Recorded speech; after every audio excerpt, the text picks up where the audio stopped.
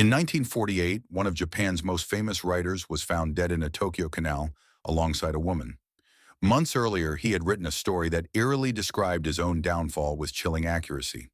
This novel is not just a story, it's a confession, a silent cry, and a philosophy of life or death. Today, we'll explore the philosophy behind Japan's darkest novel and why it still resonates deeply with young people decades later. During Japan's rainy season in June and July, rivers and canals swell after the cherry blossoms fade. In 1948, during this deluge, a man and a woman drowned in a Tokyo canal.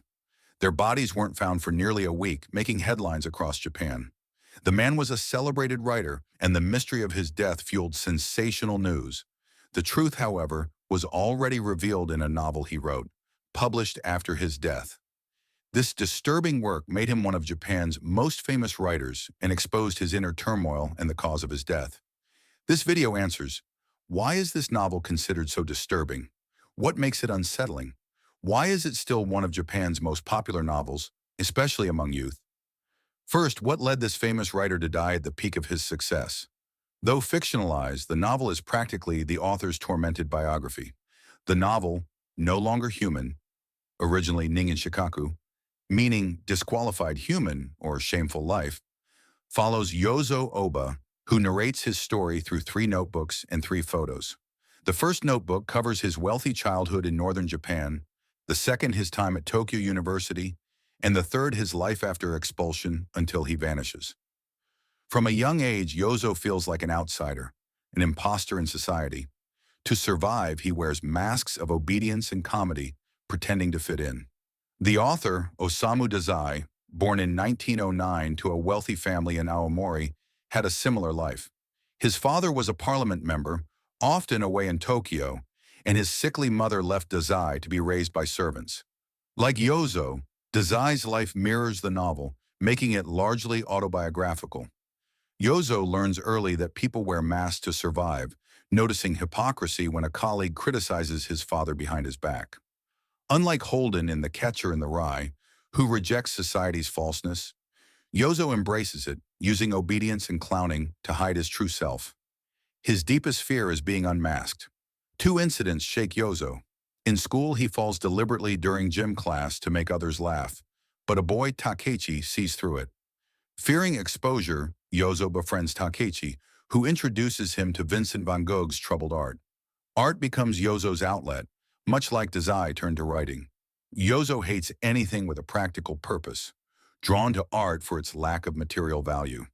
Growing up privileged, he never saw food as a necessity and couldn't grasp its purpose. He once thought a train station bridge was a decorative playground, not a functional crossing, and lost interest when he learned its true purpose. Another terrifying moment comes when a police officer questions if Yozo's coughing blood is fake. These incidents fuel his paranoia. He says, "The more I feared people, the more they liked me, and the more they liked me, the more I feared them," leading him to withdraw. Dazai, too, faced loss. His father died young, and the suicide of writer Ryunosuke Akutagawa in 1927 devastated him. At 18, Dazai attempted suicide, but failed. Like Dazai, Yozo goes to Tokyo University in 1930, finding freedom from his family's servants. A classmate introduces him to alcohol, sex, and politics. Dazai was also addicted to women, loud clothes, alcohol, and the Communist Party, but eloping with a geisha led to his expulsion. Yozo splits his time between prostitutes and secret communist meetings, caring little for either. He rises in the party by blindly following orders, but eventually tires of it. He convinces a waitress to drown with him, as Dazai did in Kamakura. She dies, but Yozo survives, consumed by guilt. Arrested but released due to his family's influence, he's expelled from university. Yozo meets Shizuko, a single mother, and they live together. To avoid family scandal, he marries her, taking on the roles of husband and father. But old habits return. He draws cartoons by day and drinks heavily at night, copying Omar Khayyam's poetry about life's brevity. Later, he meets Yoshiko, an innocent virgin who trusts fully, unlike Yozo. He finds happiness, but his past catches up. An old friend, who introduced him to hedonism, visits. While Yoshiko cooks, they discuss literature, including Dostoevsky's Crime and Punishment, an ominous sign. The friend assaults Yoshiko, shattering Yozo. Blaming himself, he attempts suicide again, but fails. In the hospital, he discovers morphine, leading to addiction and a mental asylum. His brother takes him to a remote rural area, and at 27, Yozo feels he looks 40. The notebooks end, suggesting he's gone, perhaps no longer human. Dazai attempted suicide before the novel's publication, and his death in 1948 mirrored Yozo's story. So, what makes No Longer Human so disturbing, and why is it still popular, especially among Japanese youth? Though it doesn't mention politics, the novel reflects Japan's mood under U.S. occupation, 1945 to 1954, after the atomic bombings. Published in 1948, it captured a defeated, subjugated nation's despair. Loneliness, a key theme in Japanese literature, resonates deeply.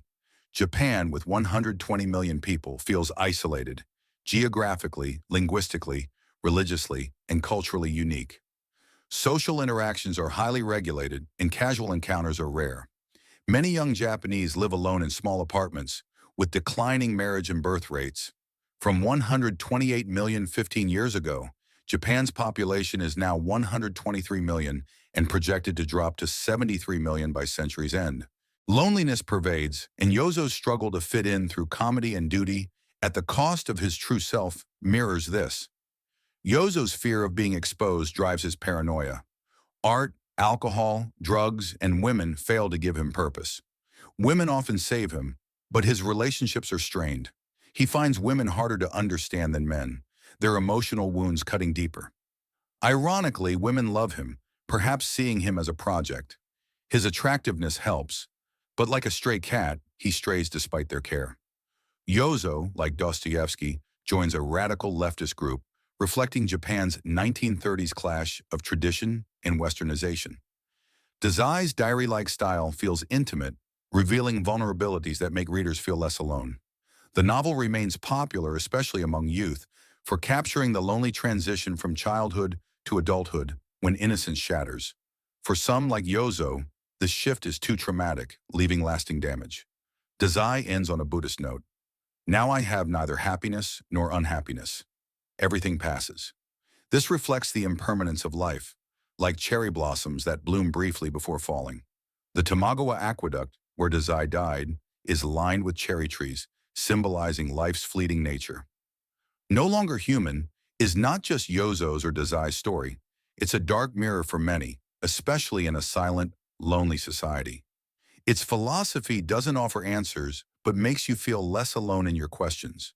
Dazai turned pain into literature, creating a universal work about belonging, understanding, and finding meaning in chaos. If this story touched you, share it. Someone else might need it. Thank you for watching.